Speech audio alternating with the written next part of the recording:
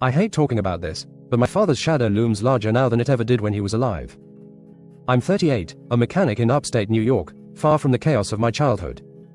Dad was a special forces guy, 17 years active duty, deployments to places he'd only mention in vague grunts, Desert Storm, Somalia, shadowy ops he never detailed. Growing up, I chalked his night terrors up to that life. He'd wake up screaming, eyes wild, sweat soaking the sheets. Mom moved to the guest room when I was 10, saying she couldn't handle the thrashing anymore. I thought it was just the war in his head, the kind of scars you don't see. But after he passed last year, heart attack, quick and quiet, I found something that turned my stomach. Sorting through his things, I came across his service record, tucked in a locked box under his workbench. Alongside medals and faded photos was a document I'd never seen, a posting to Montic Air Force Station, Camp Hero, from 1978 to 1981. I froze. Montic.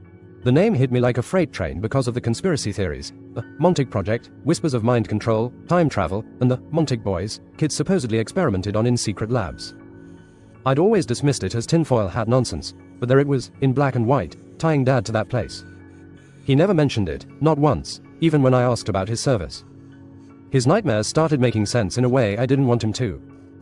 He'd mutter about the chair, or the boys, words I thought were just fragments of combat stress. Now, I wonder if he saw something unspeakable. The Montic Project stories talk about soldiers and scientists running experiments on kids, using drugs, psychics, even torture to break their minds for some government agenda. Dad was no scientist, but he was a soldier, loyal to a fault. Did he guard those labs? Did he see those kids? The thought makes me sick. He was a good man, loved me fiercely, but he carried a weight I never understood. His drinking got worse after Montic, his silences deeper. I haven't told anyone, not even Mom. What would I say? That Dad might have been part of something monstrous. That his screams at night weren't just from war but from guilt or horror he couldn't shake. I've read what's out there, Preston Nichols' book, claims of time portals and abused kids, all unproven but too detailed to dismiss outright.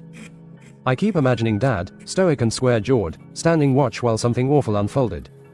He took it to his grave, and now it's haunting me.